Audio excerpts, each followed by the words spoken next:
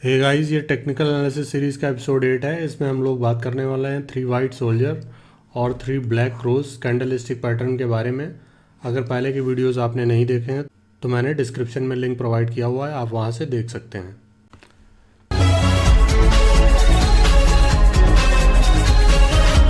3 white soldiers candlestick pattern के बारे में अगर हम लोग देखते हैं तो ये मीडियम प्रोबेबिलिटी का कैंडलस्टिक पैटर्न है और ये बियरिश ट्रेंड के बाद फॉर्म होता है। इसमें 3 कैंडलस्टिक बनती हैं और तीनों ही कैंडलस्टिक की शैडो छोटी होती है और बॉडी बड़ी होती है। तो अब अगर ये ट्रेंड पैटर्न अगर बनता है तो इसके बाद मोस्ट प्रोबेबल चांस होता है कि मार्केट बुलिश होगी। ये एक पैटर्न तब ज़्यादा इफेक्टिव है अगर दूसरी कैंडलस्टिक पहली कैंडलस्टिक से बड़ी बने और तीसरी कैंडलस्टिक दूसरी कैंडलस्टिक से बड़ी बने। मतलब इंक्रीजिंग ऑर्डर में इसकी रियल बॉडी बढ़नी चाहिए, जैसा कि हम लोगों को फिगर में दिख रहा है। जैसे ये छोटी है, फिर उससे बड़ी है, फिर उससे बड़ी है, ऐसे अगर पैटर्न बनता है तो ज़्यादा इफेक्टिव पैटर्न है।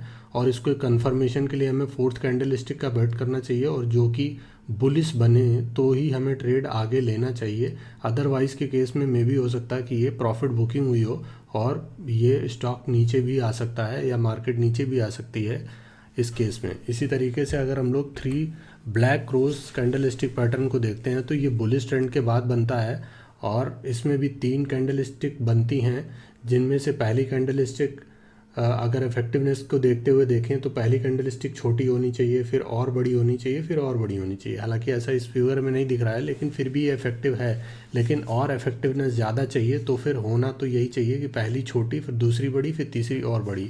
तो इससे ये शो हो रहा है कि हर कैंडलस्टिक में हैवी वॉल्यूम आ रहा है और मार्केट में रिवर्सल के चांस ज़्यादा हैं।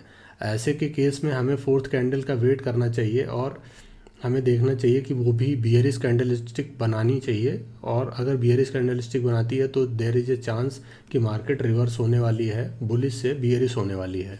अब अगर इन्हीं कैंडलस्टिक पैटर्न्स को हम लोग चार्ट पे देखते हैं, 3 वाइट सोल्जर पैटर्न को अगर हम लोग चार्ट पे देखते हैं तो एयू स्मॉल फाइनेंस बैंक का चार्ट ओपन है, जिसमें हम लोग ये देख रहे हैं कि 29 मई 2020 में वनडे का चार्ट है। 29 मई 2020 में ये कैंडल छोटी बनी है, फिर अगले दिन और बड़ी बनी है, फिर उसके बाद और बड़ी बनी है।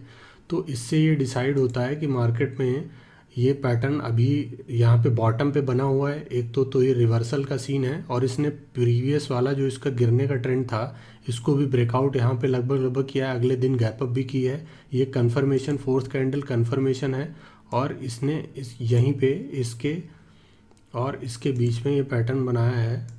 ये पैटर्न जो बनाया है इसके बाद ये इसका सपोर्ट है। अगली कैंडल में जब गैप अप होती है तो हम लोग यहाँ पे इसकी पोजीशन ले सकते हैं, यहाँ पे ओपन के समय, क्योंकि गैप अप हुई है। और उसके बाद अगर ये रिवर्सल आई भी है तो इसके गैप अप के नीचे नहीं गई है कभी भी मार्केट।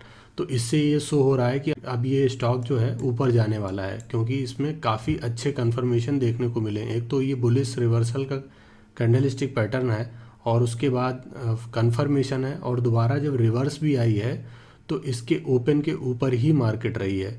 इस वजह से अगर आप यहाँ पे भी पोजीशन बनाते हैं, कुछ पोजीशन यहाँ बनाते हैं, फिर यहाँ पे पिरामिडिंग करते हैं, पोजीशन और ऐड करते हैं, तो आपको काफ़ी लंबा गेन देखने को मिलेगा। अब इसी तरीके से अगर हम लोग 3 ब्लैक क्रोस कैंडलस्टिक पैटर्न को देखते हैं तो हम लोगों को ये पैटर्न, टाटा मोटर का चार्ट ओपन है 17 जनवरी 2020 के टाइम पे ये 3 कैंडलस्टिक बनती हैं जो ब्लैक क्रोस को डिनोट कर रही हैं। लेकिन फोर्थ कैंडलस्टिक पैटर्न जो हम लोग इसका देखते हैं तो ये बुलिश बना हुआ है, तो इसलिए हम इसको कंफर्मेशन उतना नहीं कह सकते, लेकिन इस तरीके से देख सकते हैं कि अगर ये इसकी पहली कैंडलस्टिक को ब्रेकआउट नहीं दे पा रहा है, क्योंकि पहले स्टॉक ये काफ़ी दिनों तक बुलिश था, फिर इसके बाद ये बुलिश ट्रेंड तभी बनाएगा जब ये इस लेवल को क्रॉस कर देगा। 201 के लेवल को क्रॉस करता है तो ही ऊपर जाने का सीन बनेगा इसमें। अगर ऊपर जाने का सीन नहीं बनता है तो ये यहाँ पे बुलिश कैंडल भले ही यहाँ पे पोजीशन अगर हम लोग नहीं बनाते हैं तो अगला पैटर्न हम लोग अगर देखते हैं तो फिर से वही सेम बनता है, छोटी कैंडलस्टिक, फिर बड़ी कैंडलस्टिक, फिर उससे भी बड़ी कैंडलस्टिक। तो इससे ये फिर शो हो रहा है कि स्टॉक में कमजोरी है। तो अब हम लोग फिर अगली कैंडलस्टिक का वेट करते हैं तो फिर से ये फेक रहता है। तो इस तरीके से कमज़ोरी आ रही है, फिर उसमें वापस ये चला जा रहा है। तो ये 2 बार बन चुका है, अब तीसरा फिर से कैंडलस्टिक पैटर्न यही सेम बनता है, छोटी कैंडलस्टिक फिर बड़ी फिर बड़ी। तो ये तीसरा पैटर्न है, उसके बाद फिर ये वापस चला जाता है। लेकिन ये कभी भी पहली कैंडलस्टिक में तो इसने थर्ड कैंडलस्टिक के ही ऊपर नहीं ब्रेकआउट दे पाया था, सेकंड कैंडलस्टिक में थर्ड और सेकंड के ऊपर ब्रेकआउट दिया, लेकिन फिर ये वापस आ गया। तो कुल मिला के ये बता रहा है कि मार्केट ऊपर जाना नहीं चाह रही है, मार्केट नीचे ज़्यादा आना चाह रही है, क्योंकि तीसरा एक कैंडलस्टिक पैटर्न है। अब अगर जैसे ही हमें ये ब्रेकआउट मिलने का चांस दिखेगा, उसके बाद ये काफ़ी तेज़ नीचे जाने के चांस बनेंगे। जैसे कि अगर यहाँ के ऊपर नीचे बनता तो फिर यहीं पे ब्रेकआउट होता। अब यहाँ पे नहीं दिया, दूसरे वाले कैंडलस्टिक में यहाँ के नीचे अगर ब्रेकआउट देता तो चांस बनता। अब थर्ड कैंडलस्टिक पैटर्न ये बना है 30, 31 और 1 फरवरी में। तो अब जब भी इसके लो को नीचे तोड़ेगा तो उसके बाद आप मान सकते हैं कि मार्केट अब काफ़ी तेज़ टूटने वाली है। तो जैसे ही इसने यहाँ पे ये तोड़ा है, उसके बाद मार्केट काफ़ी नीचे रही है। जब तक फोर्थ कैंडलस्टिक आपको कन्फर्मेशंस राइट नहीं देती है, तब तक आप एंट्री नहीं बना सकते, या बनाते भी हैं तो शॉर्ट ड्यूरेशन के लिए भले ही बना सकते हैं, क्योंकि 3 कैंडलस्टिक का जो बियरनेस है वो शॉर्ट ड्यूरेशन के लिए तो रिलायबल है, लेकिन अगर उसमें वापस से रीगेन कर लेता है तो फिर नहीं कह सकते। जैसे अगर जैसे 3 कैंडलस्टिक बनती है और पहली कैंडलस्टिक के हाई को ऊपर तोड़ देता है, तो उसकी जो स्ट्रेंथ है वो वीक हो जाती है बियरिशनेस की, और मार्केट ऊपर जाने के चांस ज़्यादा बन जाते हैं। तो इसलिए हमें क्या करना है, फोर्थ कैंडलस्टिक जब तक बियरिश नहीं बनती है या उसके ब्रेकआउट पैटर्न के ब्रेकआउट को नीचे नहीं बनाती है, तब तक हम नहीं कह सकते कि मार्केट नीचे जाने वाली है। वैसे अगर हम लोग देखें तो एक कैंडलस्टिक पैटर्न यहाँ पे बना था, एक यहाँ पे बना है वही सेम पैटर्न, और इसी तरीके से हम लोग देखते हैं तो एक पैटर्न यहाँ पे बना है। ये 3 कैंडलस्टिक पैटर्न फेक बने हैं, फिर उसके बाद ये तीसरा कैंडलस्टिक पैटर्न है जो फॉलो हुआ है ये भी। लेकिन अगर हम लोग देखते हैं अगले दिन गैप अप ही हुआ है, उसके बाद क्लोजिंग बेसिस पे भी प्रीवियस क्लोज से तो ऊपर ही क्लोज दिया है, तो इस दिन भी हम लोग बियरिश पोजीशन नहीं बना सकते। इस लास्ट थर्ड कैंडलस्टिक का जो लो है 168 रुपये, इस कैंडल स्टिक के 168 पे हम लोग पोजीशन तो बना सकते हैं जब भी ये गैप डाउन होगी। तब तक इसमें फॉर्मेशन हो रहा है बियरिश पोजीशन का। यही चीज़ पहचानने वाली होती है कि कितना वैल्यूम आ रहा है और कब ब्रेकआउट देगा। जब भी ये ब्रेकआउट गैप डाउन या फिर उसके बाद बियरिश बनाता है कैंडल, तो हम कह सकते हैं कि अब मार्केट में बियर ट्रेंड आने वाला है।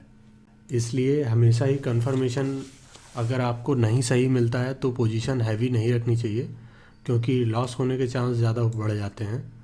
और ये कैंडलस्टिक पैटर्न वैसे भी मीडियम प्रोबेबिलिटी कैंडलस्टिक पैटर्न होता है, क्योंकि कभी कभी होता है कि मार्केट अगर बुलिश है तो में भी हो सकता है प्रॉफिट बुकिंग हो रही हो। अगर स्टॉक कमज़ोर हो रहा होगा तो ये पैटर्न बार बार बनेगा, या फिर इसमें कमज़ोरी टाइप की दिखेगी, बार बार हैवी वॉल्यूम से सेलिंग आएगी, पहले थोड़े वॉल्यूम से होगी और फिर हैवी वॉल्यूम से अचानक से सेलिंग आ जाएगी। तो इसके बाद देखिए काफ़ी स्टॉक गिरा है और इसने 65 का लो बनाया है। हालांकि ये कोरोना का पीरियड था, लेकिन अगर इससे पहले भी अगर हम लोग देखते हैं इसका पैटर्न, तो एक पैटर्न हम लोगों को यहाँ पे भी देखने को मिलता है। इस समय तो कोरोना था नहीं, लेकिन इस समय भी स्टॉक पे कमज़ोरी चल रही थी टाटा मोटर के स्टॉक में। तो ये कैंडलस्टिक पैटर्न बना हुआ है और इसके बाद इसने इसकी थर्ड कैंडल जो बनती है इसके हाई को नहीं तोड़ा है, तो इसके बाद ये बियर ही रहा है। और इसके बाद जब इसने लो तोड़ाता है और उसके हम लो को काउंट करते हैं तो हमें 30% का ड्रॉप देखने को मिलता है।